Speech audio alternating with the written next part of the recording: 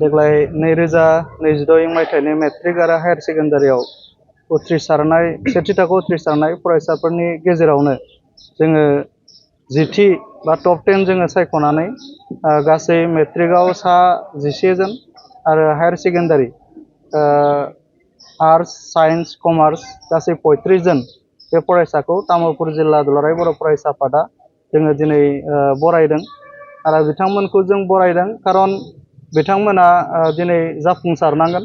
मानोना बिथांमोनानो गावनि जिउनि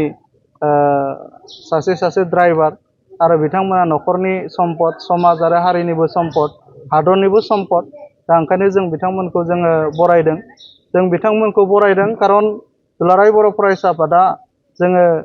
माहारिनि मोनसे फरायसा आफाद हिसाबै जों बिथांमोनखौ अराय सम अख्रां सायाव बिरनायखौ जोङो हास्थायो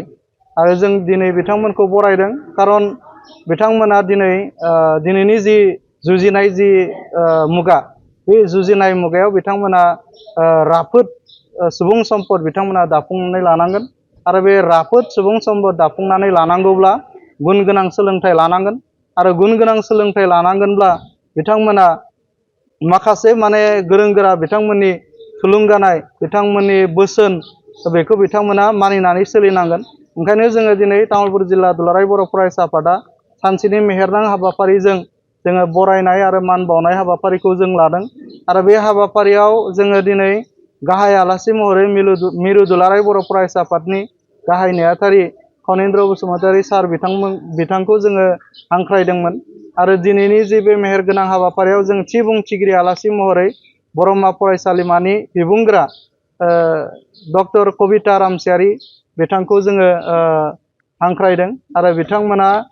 बिथांमोननि जे बिबुंथि बे बिबुंथियाव गोबांथार थुलुंगाखांनाय माखासे बिबुंथि बा बोसोन बिबुंथि बिथांमोना लादों आरो जों मिजिंथिदों दिनै जोंनि आलासि बिथांमोननि जि बेसेन गोसा बिबुंथि बे बेसेन गोसा बिबुंथिजों जोंनि फरायसाफोरा थुलुंगा मोनगोन आरो दिनैनि जि बरायनाय हाबाफारि बे बरायनाय हाबाफारियाव बरायजाग्राजों लोगोसेनो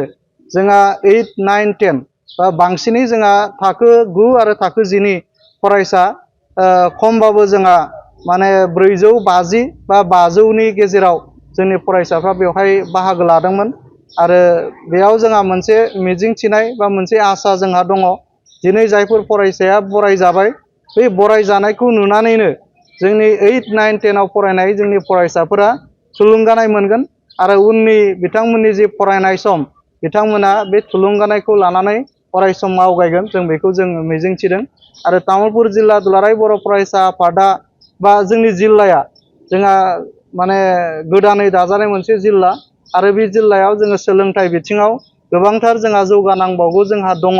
दा ओंखायनो जोङो बे सोलोंथाइ बिथिङाव जौगानांगौनि थाखाय जों थुलुंगा महरै दिनैनि बरायनाय हाबाफारिखौ जोङो लादों।